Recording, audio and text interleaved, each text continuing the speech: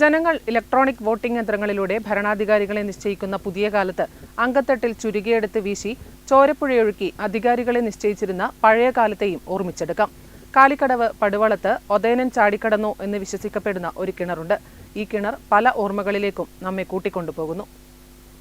കണ്ണൂർ, കാസർഗോഡ് ജില്ലകളെ അതിരിടുന്ന കാലിക്കടവിനടുത്തുള്ള പടുവളത്ത് ഒതേനൻ ചാടിക്കടന്നു എന്ന് വിശ്വസിക്കപ്പെടുന്ന ഒരു കിണറുണ്ട്.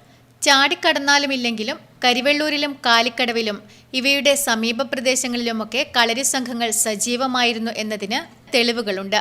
ബാലറ്റ് പേപ്പറുകളിലൂടെയല്ലാതെ അങ്കത്തട്ടിലൂടെ പരിചയെടുത്തു വീശി എതിരാളിയെ അരിഞ്ഞു വീഴ്ത്തി അധികാരം നിശ്ചയിച്ച ഒരു കാലത്തിന്റെ ഓർമ്മയിലേക്ക് ഏതായാലും ഈ സ്ഥലം നമ്മെ കൂട്ടിക്കൊണ്ടു പോകാതിരിക്കില്ല. തെരഞ്ഞെടുപ്പിൽ സ്ഥാനാർത്ഥികൾ ജനങ്ങളെ സമീപിക്കുമ്പോൾ അധികാരത്തിനു വേണ്ടി അടരാടി മരിച്ചവർ ഏറെയാണ്. വടക്കൻ പാട്ടുകളുടെ ചരിത്രം തന്നെ അതാണ്. പഴയ യുദ്ധവീരന്മാർക്ക് ദേശങ്ങളുടെ ദൂരം ഒരു പ്രശ്നമല്ലാത്തതിനാൽ ഒതേനൻ ഇവിടെ വന്നുകൂടായികയുമില്ല.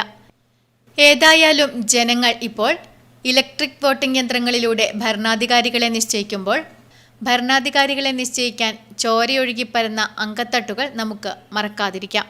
Network news, Karivellur.